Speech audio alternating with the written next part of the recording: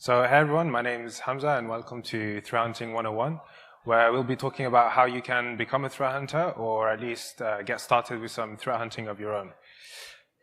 Because there's a lot more people capable of being threat hunters in the industry right now than you might think. And a question I'd like you to keep in mind throughout the talk is, could I be a threat hunter according to what this guy is saying? Because what inspired me to do this talk is that a lot of people have skills and experiences within their current jobs which are very much relevant to threat hunting. And at the end of the day, being a threat hunter at its core is all about the mindset that you have, which is a matter of having a perspective when hunting through data, which is more broad and proactive than the traditional methods that we know, which is what makes all the difference.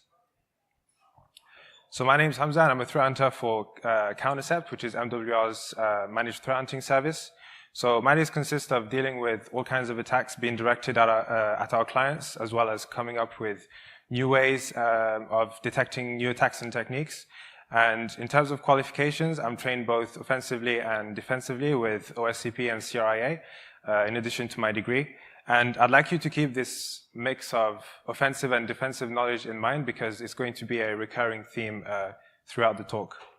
But more importantly, I've had the opportunity to learn from some of the best people in the industry, and the people I work with at Countercept and MWR as a whole are some of the best at what they do, with some of them being the very founders of threat hunting.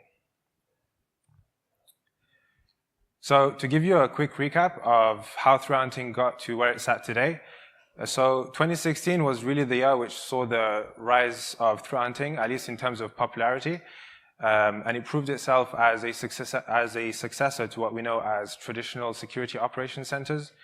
And it created a new breed of security professionals known as threat hunters. And before that, you could say that threat hunting still existed, or that threat hunters still existed, but they were mainly individuals who had a certain set of skills and experiences which they gathered through their own unique journeys. And people at MWR have been threat hunting long before its rise in popularity. In 2016, it was actually a part of the methodology that they used to carry out compromise assessments. And consultants would actually find themselves hunting for signs of compromise in a way which wasn't really being done elsewhere in the defensive industry. And so when those people started to get together and talk about the value of those particular skills and experiences in terms of improving our industry's defensive capability, then threat hunting was born. And that brings us to 2017, where the goal is to define what makes up a threat hunter and how they're set to develop in the future. So my goal today is to bridge the gap between you and threat hunting and to show you how you can be a threat hunter in your current position by getting started with the skills and knowledge which you already have. And I'll be doing that in 3 stages over the next 20 minutes or so. So first, I'll briefly go through what threat hunting is and why it exists. Second, I'll go through where threat hunters fit into the overall threat hunting process and the skills that are involved. And third, we'll go through some key stages of an attack scenario to see how those skills are applied at each stage of the kill chain and to demonstrate how threat hunting works in action. So what is threat hunting? Our friends at Squirrel have a pretty clear and concise definition for threat hunting. And you'll often find that the term threat hunting is used as a buzzword in the industry right now, now that it's become popular. But Squirrel are one of the few who are very much driving things in the right direction and starting with this definition. So the key takeaways from it are that threat hunting is all about being proactive. So not necessarily relying on a product to give you alerts about malicious activity. Instead, threat hunting as a human-driven approach to searching through data and to hunt for things which evade existing security solutions, which have been found to be mostly automated and alert-driven. So that might raise the question, is there something wrong with automated products and tools? And one of our threat hunters summarized it best in a blog post he wrote when he said that with traditional detection, which is mainly based on automated products, you start with technology, and then you use people to get the most out of that technology. But with threat hunting, you actually start with people, and then you use technology to get the most out of those people, which is a completely different way of, or the total opposite way of going about it. And this is true when you think about how traditional SOC analysts act on alerts from a product, which makes the product itself the limiting factor in that scenario. But threat hunting flips that model on its head, and in fact, a big part of being a threat hunter is to have a hand in developing and customizing the tools that you use to gather and visualize data which you've decided is relevant for an attack. Because nowadays you need a defensive solution which not only handles black and white situations, but also the gray areas where attacker activity can actually look a lot like legitimate activity, and it's very hard to discern. So to put threat hunting in context for you, I wanted to talk about automated versus manual techniques from an offensive and defensive point of view. So automated techniques, as we know, they scale better, they're very efficient, but what you gain in quantity, you start to lose in quality. And on the other hand, manual techniques will often give you better quality results. It just takes longer to get them. And pen testers in the crowd will be familiar with this, so you can run fully automated tools like Nessus, for example, on scale and get results very quickly about common vulnerabilities. But that won't give you anywhere near the same results that a targeted red team attack would, or a pen test would. You then have the semi-automated techniques using tools like Nmap or attack frameworks, where you're looking to gather specific information and then use modules which automate the manual techniques for you. So looking at it from the defensive side, defensive products like next-gen AVs or SIMs would be the equivalent to Nessus, and it's there to tell you about known signature threats that are already known about. You then have the semi-automated level, where you have things like endpoint detection and response tools, or even just custom scripts which you've written yourself, which are there to collect the data that you need, and then pass that data through modules which are based on the manual hunting techniques that you use to automate them and then visualize the specific patterns and techniques that you're looking out for in terms of the attacks that you're interested in. This then gives you the space to drive innovation in the defensive area and focus more on hunting things which you haven't actually seen before. So you can see how threat hunting is effectively designed to be the equivalent of pen testing, which is a far more targeted and higher quality approach to playing defense. And what that does is that it levels the playing field, because if there's one thing that attackers have adapted to, it's the automated nature of security products. And in that model, the disadvantage that you have is that the attacker gets as many goals as they want to get around those products. But the defending team only have one chance to catch the attackers. But with threat hunting, you're going in with the mindset that there is a way to catch the attacker at each stage of the kill chain, and you're actively collecting and looking through data which will allow you to achieve that. So let's talk about the skill areas which are needed or that you will acquire as a threat hunter. And this is loosely based on Crest's model. And so if you want an in-depth understanding of everything that these skill areas actually include, you can find their syllabus on their website. But starting with your offensive knowledge, the key here is that you're developing your attacker mindset while threat hunting. So you understand how an attacker can carry out attacks, and you use that knowledge while threat hunting. And like I mentioned before, many of the people that started threat hunting at Countercept were previously pen testers for many years. And the goal they had when switching to defense was, how can we catch ourselves? Because right now, no one else is. And so then you have the four different defensive areas, which have to do with host and network analysis, as well as malware and memory analysis. And we'll break those down with a few examples in just a moment. So here's a sample of the roles which currently exist in the industry, both on the offensive and defensive side. And something I want to point out is that all of these roles require skills and knowledge which very much overlap with threat hunting. And to me, that's untapped potential to have more people involved in threat hunting at some level, or at least be able to work alongside threat hunting teams which might be providing threat hunting as a service for them. So, for example, if you come from an offensive background, you already have the attacker mindset that you need. But you might be lacking the defensive skills, and vice versa. So if you're a defensive person, you might not have done any pen testing before. So you need to get your knowledge up in that regard. So the starting point is going to be different for everyone, and that's absolutely fine. The thing to understand is that when it comes to threat hunting, one person just doing one set of skills or one thing is too much of an overhead. And so in its current form, the threat hunter role takes the skills that it needs from the offensive and defensive side and brings them all together into one role, which is what allows threat hunting to be as lean and efficient as it needs to be. Otherwise, it wouldn't really work. So now to break down those skill areas a little further and give you an idea of how a threat hunter might use those skills during an investigation. So things like malware make you use your malware and memory analysis skills, and the goal here is to be able to investigate unknown malware samples, which is essential in discovering new malware variants and techniques. And with malware reversing, if you go beyond static analysis and into dynamic analysis, you'll often find yourself doing some form of memory forensics. And those memory analysis skills are really critical when dealing with something like process injection, where files don't necessarily get dropped onto disk to be signatured in any way, and everything is actually running in memory. So you then have things like persistence mechanisms, which rely on your in-depth knowledge of host analysis. And those are essential because attackers are coming up with really obscure and creative ways of persisting on a machine.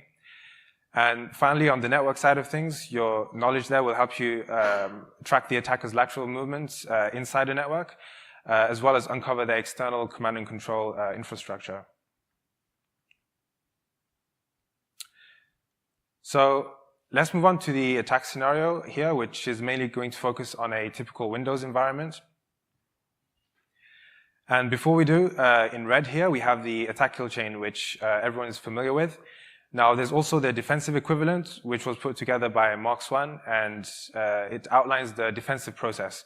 Now, what threat hunting aims to do is to apply that defensive kill chain at each step of an attack in order to actually stop it in its tracks.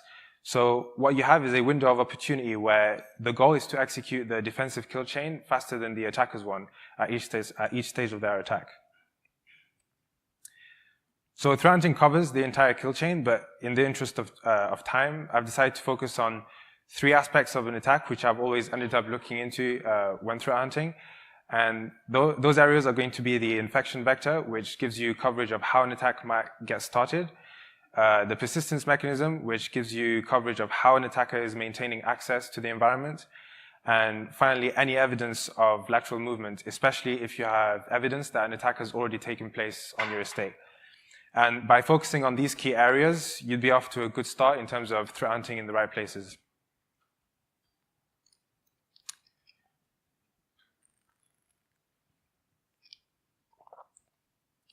So the place we're going to start from when looking at each of these areas is to come up with a hypothesis. So the hypothesis here represents the human-driven element of threat hunting that I mentioned. And so, for example, you could say that I think that technique X is being used by an attacker, and I'm going to look for evidence of this by answering the 3 key questions, which are: what data do I need? How do I actually get that data? And where do I get it from? And how do I hunt through that data to find evidence of what I'm looking for? And I also wanted to mention some open source and commercial tools that you likely need to actually get started, because I'm conscious that threat hunting as I know it is all about doing it at scale on thousands of endpoints with the benefit of an EDR tool and a security budget. But if you're a smaller organization or just someone who's interested in doing this, then you actually have a lot less data to go through, which makes open source tools effective enough if you know what you're doing. So overall, you're looking at tools which collect your host data, like GRR and Sysmon, your network data with something like Bro, which is an open source network analysis framework, and your log data with something like Winbeat, which is part of the Elastic Stack. And that's actually one of the things that I recommend, to then centralize all your data and to be able to query and visualize it. So with things like Kibana and Elastic, you'll be able to query the data that you collect and visualize it in all the ways that you need. And then you have a few other tools that help you maintain and deploy the tools that you're using or the scripts that you might be using, and that will help you scale things a little bit better within your environment instead of just doing things on a sort of one-to-one basis. So the first part of an attack of the attack scenario is going to be infectious vectors, and these can come in various forms. And when I'm threat hunting, I'm first thinking about the delivery method, which can either be external, like phishing, for example, or it can be internal, like a compromised network share on your network. And I then think about the different exploit methods that might be delivered. So, for example, if the delivery method is phishing, I might be interested in Office macros that are used as part of those phishing campaigns. I then set out to answer the 3 questions which I need to answer. So what data do I need? How do I get it? And then how do I hunt through that data? So with external vectors, you're more likely to rely on logs which cover your perimeter, like bro logs if you're interested in the final downloads that are coming into your network, and email logs for things like your phishing campaigns. And with internal vectors, it's actually a bit trickier because you'll often be tracing things back to something which is already inside your network, where security measures are usually not as hardened. And this is where it becomes critical to have good visibility of the data sources that are inside your network, which are outlined here. And that covers your host, network, and log data sources. But like everything else in threat hunting, it's about knowing where the attacker can leave a trace by understanding how the attack that they're using actually works in the first place, and then go from there. So let's take the example of a phishing campaign, and this is something we find ourselves investigating quite a bit because it's one of the first steps of an attack which aims to gain a foothold on the network. And in this case, the attacker is going to use an Office macro which contains a PowerShell encoded stager for PowerShell Empire. And because the weak link here is the actual user who's going to be tricked into enabling the macros, that's going to bypass a lot of the controls which are already in place, and which is why red teams and criminals like to use the whole email attack surface so much. But we could do a whole talk about threat hunting on that specific attack surface, which is actually growing in popularity right now. So now if we start out with our hypothesis again for this stage of the attack, and if we say that we think that users have been compromised by an ongoing phishing campaign, which uses macro word documents, and then finding evidence of this by answering the 3 questions. So in terms of the data that you need, you're looking at process execution data to see PowerShell executing in the first place, along with the command line arguments that it's using. In this case, you'll be able to see the encoded macro code in the command line arguments. Enhanced PowerShell logging is also very good to have more visibility of PowerShell users and what it's actually used for, and then email logs to see who's receiving the emails, and gain information on the domains and IPs that the attackers are deploying from, and that sort of thing. So the tools you need to collect that data will be something like Sysmon or OS Query. WinEvent logs will have all the PowerShell logging data that you're collecting, and then your email logs can be gathered from your email server or whichever third-party solution that you have. And so then this is the process pattern that you're looking for in terms of supporting your hypothesis in case of phishing. So you're looking for instances where either Word or Outlook is opening a document, then conhost is being called up, and then PowerShell is executing with a really long base64 encoded command, which can easily be decoded to confirm that it's malicious. And if attackers decide to be more advanced and obfuscate their PowerShell usage, which is facilitated because every function in PowerShell has several ways of being implemented and executed. So then your focus is on the PowerShell data that you're logging and to collect evidence of indicators of obfuscation. So you're moving away from process data, not leaving it behind, but using it to complement another data set, which is going to be PowerShell data in this case. And so that's what context building is about as you move along an attack chain. You're not just relying on one data set, you're trying to, as you go along, couple several data sets together to confirm your finding about a certain attack. So you can then query Kibana for that data and actually create visualizations to look for data which is specific to that pattern for that attack. And you can see how you then need to use your offensive knowledge to be able to take into account what the attackers have at their disposal, what techniques they might use, and then preemptively collect the right data sets and add them to your defensive use cases. So the next part we're interested in is persistence, and this is something you want to identify as a priority when dealing with an incident, because attackers need to be able to persist so that they can maintain access. And as long as you haven't figured out how they're doing that, you're not actually any closer to stopping them. So there's a lot of ways for an attacker to persist, and you can find an extensive list on the MITRE framework. On one hand, you have your traditional methods like run keys, services, and scheduled tasks. But attackers are becoming very creative in how they establish persistence with things like Office templates and hijacking genuine Windows features. And so this is where your host analysis skills really come into play, because you want to have an in-depth understanding of where the attacker might try to hide, And nowadays that involves investigating things which might look like legitimate activity using the genuine tools, which is why the context that we're building at each step of the kill chain is so important, because if you're seeing activity that might be suspicious, but then you can attribute it to a sysadmin on the network, then that's fine. But at the same time, if that's not the case, then suddenly your suspicions rise way above the threshold, and you're actually seeing activity which an attacker is using, but that looks legitimate in the first place.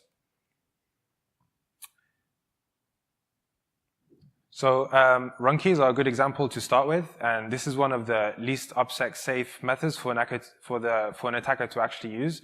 But malware still makes use of the traditional methods of persistence quite a bit. So our hypothesis is going to be that the attacker is persisting using run keys, and to find evidence of that, we're going to query all the different registry locations for their run key values.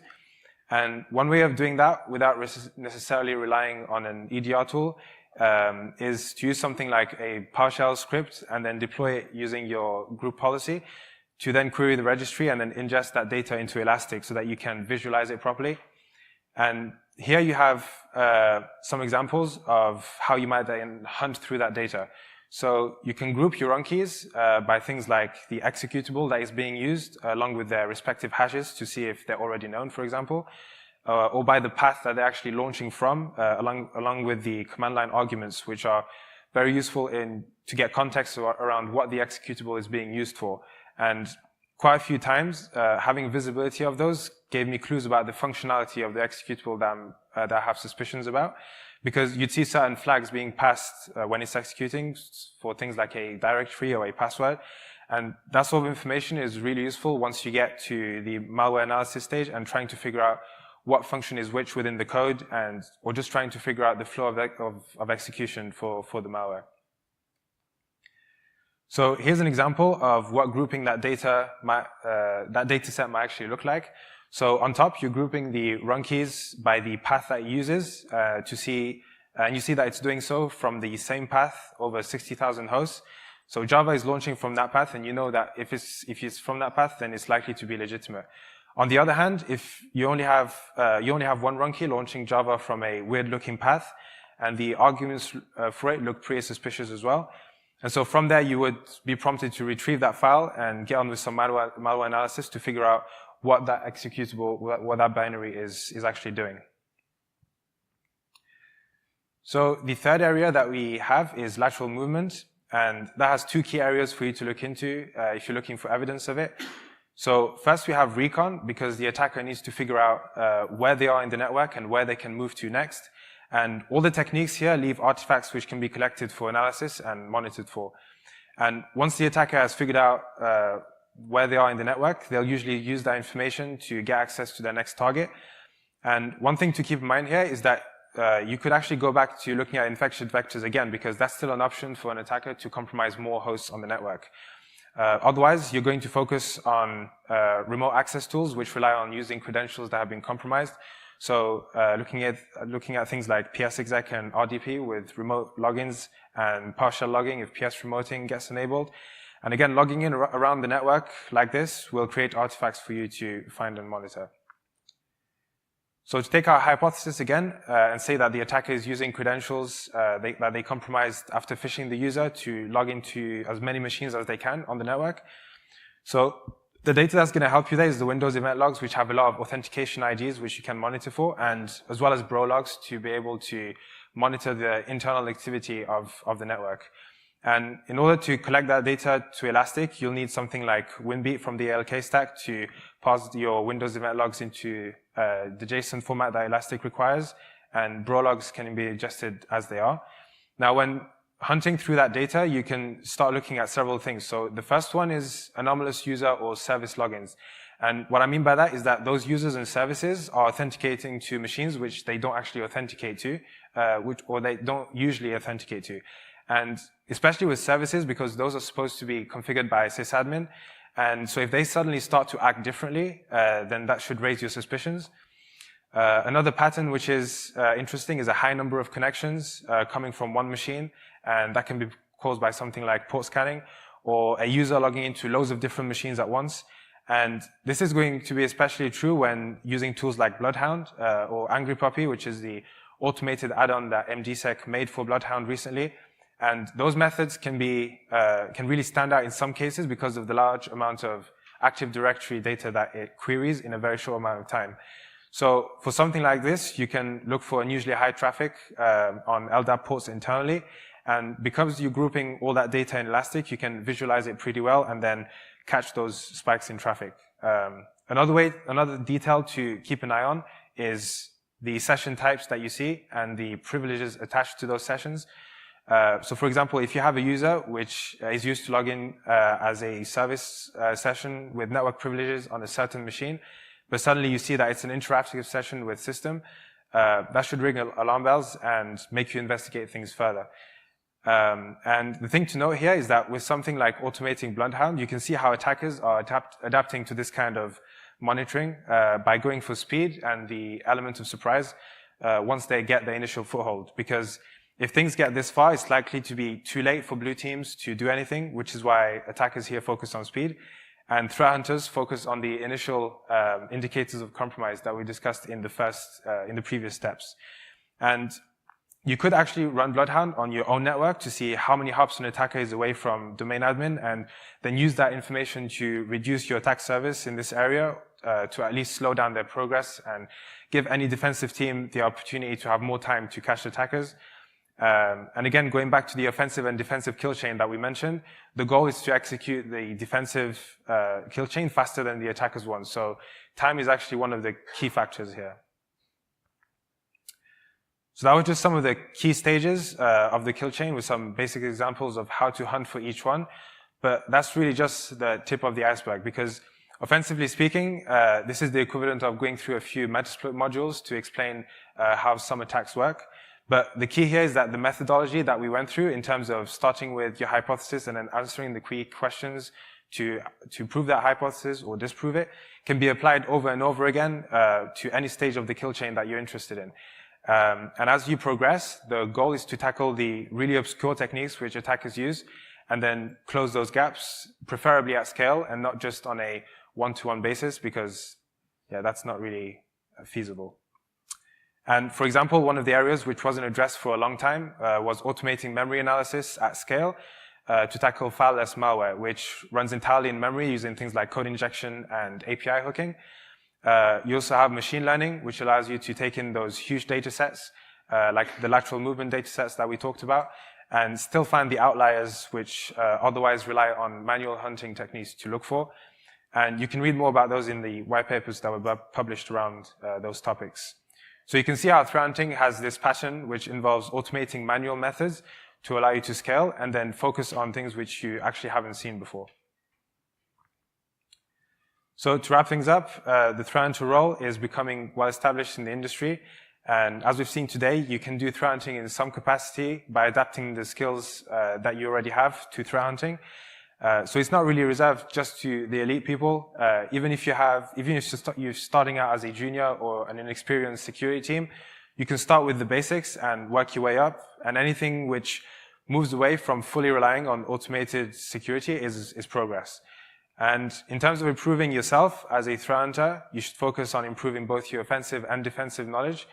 And one of the best ways to achieve that is not only to be up to date with current events, but also set aside research time to both practice and test the skills and new techniques that you come across.